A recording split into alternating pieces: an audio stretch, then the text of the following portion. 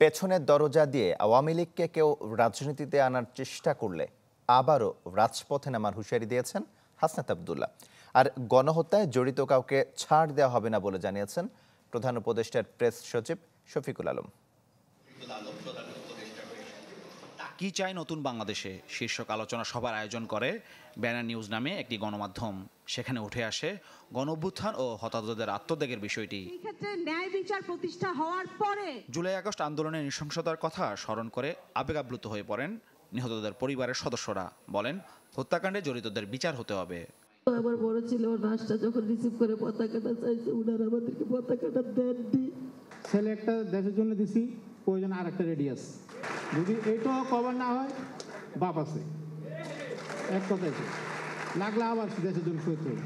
প্রধান উপদেষ্টার প্রেস সচিব বলেন, এ হত্যাযজ্ঞে জড়িতদের ছাড় নেই। এদের বিচার হবে, যার হাতে রক্ত আছে তার সাথে কোনো দেনা পানা নাই। আলোচনায় উঠে আসে সমসাময়িক রাজনীতি। আওয়ামী লীগের রাজনীতি নিয়ে হুঁশিয়ারি দেন বৈষম্য বিরোধী ছাত্র আন্দোলনের আহ্বায়ক হাসনাত আব্দুল্লাহ। উনি বলেছেন যে একটা ছেলে গিয়েছে, প্রয়োজনে আরেকটা ছেলে রেডি আছে, আরেকটা ছেলে যদি যায় তাহলে বাবা তৈরি আছে। বিদ্যমান যে রাজনৈতিক দলগুলো আপনারা সমঝোতার রাজনীতি শুরু করে দিয়েছেন, আপনারা আওয়ামী লীগকে পুনর্বাসন করতে যাচ্ছেন, তারা আপনার এই বাবার কথাটাকে আপনারা নোট করে রাখবেন।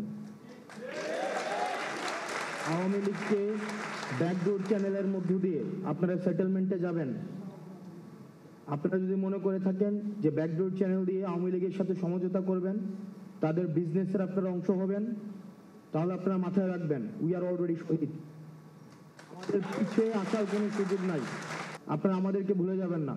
বিএনপি রাজনৈতিক দল নিষিদ্ধের পক্ষে নয় জানিয়ে ফেসিবাদীদের বিচার চান দলের ভারপ্রাপ্ত চেয়ারম্যানের এই উপদেষ্টা।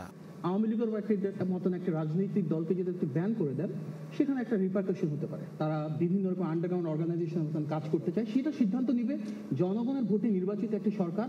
তাদের ম্যান্ডেটে থাকবে তারা কি করতে যাচ্ছে। এই মুহূর্তে তো আমার সরকারে নেই, সরকারে যারা রয়েছে এটা ওনাদের সিদ্ধান্ত, ওনারা কিভাবে হ্যান্ডেল করবেন। আর সমতাভিত্তিক গণতান্ত্রিক বাংলাদেশে তাগিদ দেন অধ্যাপক সলিমুল্লাহ খান। ঢাকা বিশ্ববিদ্যালয়ের শিক্ষক সমিতি গত 15 বছরে কি ভূমিকা পালন করেছে এটা বলুন। তাদের কি বিচার হওয়া উচিত নয়? এখন আমি নতুন বাংলাদেশে চাই যে আমাদের এই দাসত্ব, এই অন্ধ অনুকরণ, প্রভুভক্তি বন্ধ করা উচিত আমাদের। আলোচনা সভায় ভয়মুক্ত ও কথা বলার স্বাধীনতা এমন দেশ গড়ে তোলার তাগিদ দেন বক্তারা। আমাদের কথাও আপনাদেরকে শুনতে হবে। মাহফুজ কামাল, চ্যানেল 24, ঢাকা।